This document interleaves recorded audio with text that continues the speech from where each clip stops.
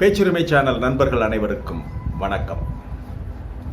மிக சமீபத்தில் அமெரிக்க அதிபர் டொனால்ட் ட்ரம்பை சந்திப்பதற்காக வெள்ளை மாளிகைக்கு சென்ற செலன்ஸ்கி அதிரடியாக உக்ரைனிய இறையாண்மையை அவர் மீறிவிட்டார். அதிபர் ட்ரம்ப் ஒரு நாட்டினுடைய ஜனாதிபதிக்கு கொடுக்கின்ற ஒரு மரியாதையை அவர் கொடுக்கவில்லை. கிட்டத்தட்ட வெளியே போ என்று கெட் ஹிம் அவுட்சைட் என்று சொல்லுகின்ற அளவிற்கு, அமெரிக்க துணியில் சொல்லுகின்ற அளவிற்கு இந்த மாதிரி அவமானப்படுத்துகின்ற ஒரு நாட்டினுடைய அதிபரை வெளியே செல்லுங்கள் என்று கழுத்தை பிடித்து வெளியே தள்ளாத குறையாக தன்னுடைய விருப்பத்தை, அமெரிக்காவினுடைய விருப்பத்தை திணிக்கின்ற விதமாக பேசியிருப்பது, உக்ரைனுடைய இறையாண்மையை அதிபர் டொனால்ட் ட்ரம்ப் மீறிவிட்டார் என்ற குற்றச்சாட்டு எழுந்திருக்கிறது. இதனுடைய பின்னணி என்ன? உண்மையில் ட்ரம்ப் பார்த்து பயப்படுகிற அளவிற்கு, அதாவது ரஷ்யாவை பார்த்து பயப்படுகிற அளவிற்கு ரஷ்யா ஐரோப்பாவினுடைய எஜமானனாக மாறிக்கொண்டிருக்கிறது. வெகு விரைவில் மாறிவிடும். ஐரோப்பாவின் ஒட்டுமொத்த இறையாண்மைக்கும் ரஷ்யா வேட்டு வைக்கும் என்ற ஒரு தொனியில் ரஷ்யா நடக்கிறது. இதில் எப்படி அமெரிக்கா பிளே பண்ண போகுது, எப்படி அமெரிக்கா ரஷ்யாவை தடுக்க முடியுமா என்கின்ற அளவிலே தான் ட்ரம்புடைய கவனம் எல்லாம் இருக்கிறது. இதை பற்றி தான் விரிவாக பார்க்க இருக்கிறோம். இது வாய்ஸ் ஆஃப் தமிழ் வழங்கும் பேச்சுரிமை சேனலை சப்ஸ்கிரைப் பண்ணுங்க, மறக்காம பெல் பட்டனை அழுத்துங்க. ஒரு பக்கம் ரஷ்யா உக்ரைன் போர் நடந்து கொண்டிருக்கிறது.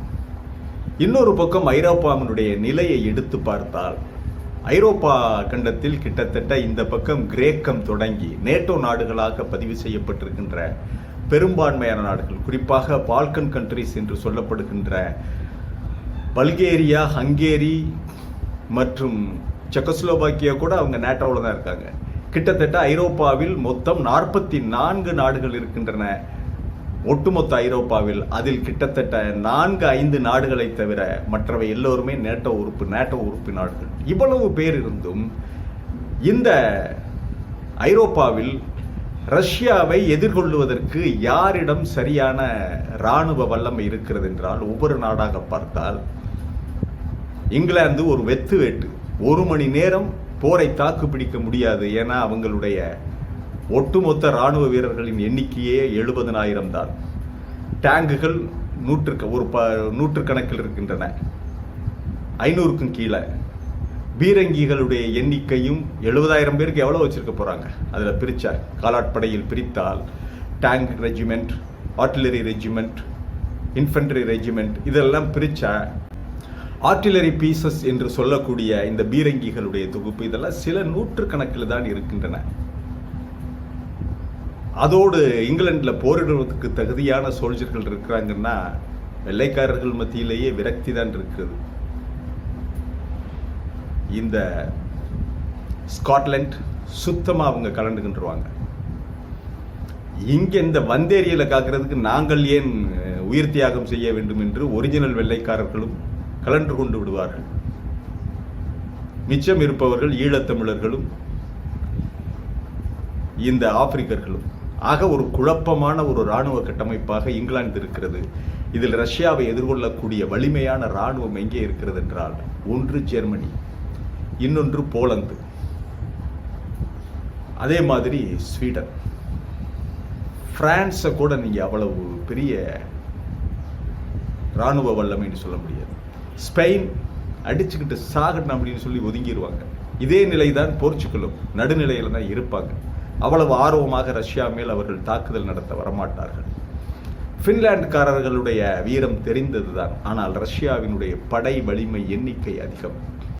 இது மட்டுமே ஐரோப்பாவினுடைய மிகப்பெரிய ஆபத்து. ஐரோப்பாவிற்கு சவால் விடும் ரஷ்ய இராணுவ கட்டமைப்புன்னு நம்ம எடுத்தோம்னா நாம தான் பைத்தியக்காரர்கள். அதுவல்ல. ட்ரம்ப் கவலைப்படுகின்ற இன்னொரு விஷயம்தான், ஐரோப்பிய நாடுகள் கவலைப்படுகின்ற இன்னொரு விஷயம்தான் இருக்கிறது. அது என்னன்னா, இந்த அமெரிக்காவினுடைய அதிபர்களாக இருந்த Barack Obama, George W Bush, இவர்கள் எல்லாம் அமெரிக்க நலன்களை பாதுகாக்கிறேன் என்று தொடர்ந்து அரபு வளைகுடா நாடுகள், சிரியா, பாலஸ்தீனம் இங்கே எல்லாம் போட்ட ஆட்டம், ஈராக்ல இவங்க ஆடின ஆட்டம், நன்றாக நடந்து கொண்டிருந்த அந்த அவங்களுக்கு எந்த ஆட்சி தேவையோ அந்த ஆட்சியை எல்லாம் கவிழ்த்து சதாம் ஹுசைனை காலி செஞ்ச உடனே ஈராக்கே அப்படியே ஒரு கொலைகார நாடாக போய்விட்டது. எங்கே பார்த்தாலும் ஆயுத குழுக்கள். அதே மாதிரி சிரியாவை சின்னா பின்னமாக்கி, லிபியாவை சின்னா பின்னமாக்கி, தொடர்ந்து பாலஸ்தீனத்தின் மேல் அடுக்கடுக்கான தாக்குதல்கள் நடத்திய இஸ்ரேலை கண்டிக்காம தூண்டி விட்டுக்கிட்டு இருந்து லிபியாவில் இப்ப போரிடுவதை தவிர வேறு வேலையே தெரியாது. கணிசமான இளைஞர்களுக்கு கூலிப்படையாக போய் போர் செய்வதை தவிர வேறு வேலை கிடையாது.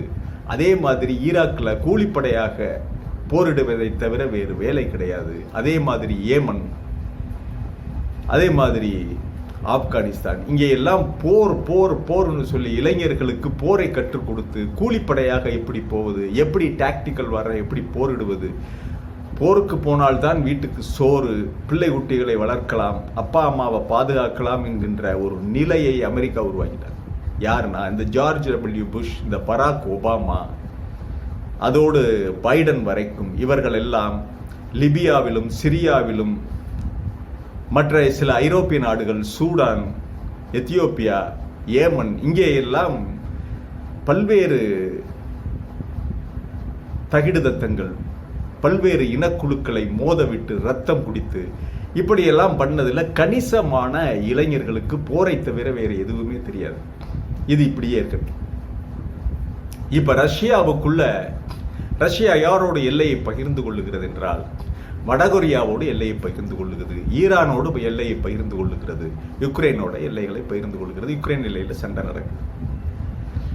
யுக்ரைனோட சண்டையில் இப்போ அவங்க ரெக்ரூட் பண்ணியிருக்காங்க வடகொரியாவில் இருந்து. சாம்பிள் பார்த்தினா புட்டின் பணம் கொடுத்தால் வந்து போரிடுவதற்கு தயாராக இருக்கிறார்கள் என்ற விஷயம்லாம் கையில் இருக்குது. இந்த உலகில் இன்றைக்கு கூலிப்படைகளை வழிநடத்துகின்ற, கூலிப்படைகளுக்கு பணம் கொடுத்து வேலை வாங்குகின்ற ஒரு மிகப்பெரிய பக்காவான ஒரு ஆளாக புட்டின் மாறிட்டார். செச்சன் ரிபல்ஸ், செச்சனியர்களுக்கு வேற வேலையே இல்லை. அவங்களுக்கு போரிடுறதே பொழுதுபோக்கு தான். போராடுறது அது ஒரு பெருமை, போரிடுவது பெருமை, பொழுதுபோக்குன்னு நினைச்சுக்கிட்டு இருக்காங்க செச்சன்ஸ். இப்படி பல்வேறு நாடுகளுடைய கூலிப்படையிலே போரிடக்கூடிய திறமை வாய்ந்த ஒரு பல்வேறு மிலிட்டரிகள் புட்டினுடைய கட்டளைக்காக காத்து கொண்டிருக்கிறார்கள். அவன் கேட்டை திறந்து விட்டு ஈரான் வழியாக இவர்களை எல்லாம் உள்ளே கொண்டு வந்து விட்டால், ஈரான் வழியாக லிபியா, அந்த லிபியா நாட்டிலே இருக்கின்ற அந்த கூலிப்படை, ஈராக்கிய கூலிப்படை, ஈரான்ல இருந்து வருகின்ற வீரர்கள், போரிடும் குழுக்கள், சிரியா, ஈரான், ஆப்கானிஸ்தான், ஏமன், இப்படியெல்லாம் போரிடுகின்ற குழுக்கள் சில லட்சம் பேர் அல்லது பல லட்சம் பேர் வந்துவிட்டால் அவர்களுக்கெல்லாம் சாப்பாடு போடுவதற்கு, ஆயுதம் கொடுப்பதற்கு ரஷ்யாவால் முடியும். சரி, இவர்களை எல்லாம் ரஷ்யா வைத்துக்கொண்டு போலந்து எல்லையை திறந்தால் முடிந்தது கதை. அவ்வளவுதான். போலந்து எல்லைக்குள்ள நுழைஞ்சிட்டா போதும், போலந்துக்குள்ள நுழைஞ்சா போதும்.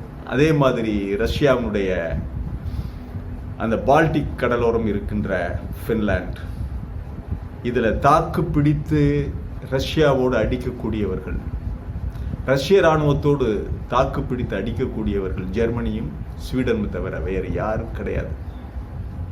பிரான்ஸ் எல்லாம் அவ்வளவு பெரிய இதாக சொல்ல முடியாது. படை எண்ணிக்கை இருக்கலாம், ஆனால் மன வலிமை உள்ள ஒரு இராணுவம் என்றால் ஸ்வீடிஷ் இராணுவம். அதன் பிறகு ஜெர்மனி, அது ஈக்குவலானது ஜெர்மனி. அதே சமயம் ரஷ்யாவுக்கு ஆதரவாக இந்த பல்வேறு நாட்டு கூலிப்படைகள் வருகின்ற பொழுது ஐரோப்பாவுடைய நிலை பரிதாபமாகிவிடும். வெகு சீக்கிரம் ஐரோப்பாவை, பல்வேறு நாடுகளை ரஷ்யா பிடிச்சிடும். உள்ளுக்க நுழைஞ்சிட்டாங்கன்னாவே போலந்து விழும், பின்லாந்தை வீழ்த்திடுவாங்க. எங்கே கடுமையான சண்டை நடக்குதோ அங்கே ஒதுங்கிடுவாங்க. ஜெர்மனியும் ஸ்வீடனை விட்டுட்டு நார்வே, டென்மார்க்லாம் அமைதியாக இருக்காங்க. அவங்க உடனடியாக ரஷ்யாவோட ஒப்பந்தத்துக்கு வந்து விடுவார்கள்.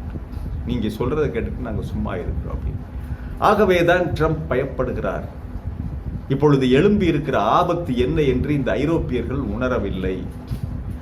ரஷ்யா இவ்வளவு பெரிய கூலி பட்டாளங்களை பாதுகாக்கின்ற திறமை இருக்கிறது, அவர்களை வழி நடத்துகின்ற திறமை இருக்கின்றது, கட்டளை இடுகின்ற திறமை இருக்குது, அவங்களுக்கு செலவழிக்க முடியும்.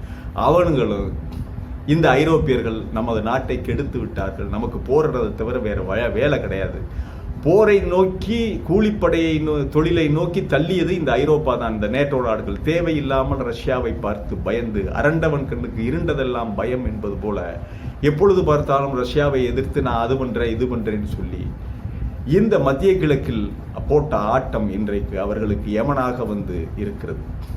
ரஷ்யா ஆல்ரெடி வடகொரியாவை ரெக்ரூட் பண்ணிட்டாங்க, செச்சனை ரெக்ரூட் பண்ணி வச்சிருக்காங்க, இன்னும் சிரியா, ஈராக், இதுதான் லிபியா, இவர்களை எல்லாம் கொண்டு வந்து வைத்துக்கொண்டு ஐரோப்பிய எல்லை திறந்துக்கிட்டு உள்ள போங்கடா, நான் முடிஞ்சது கதை.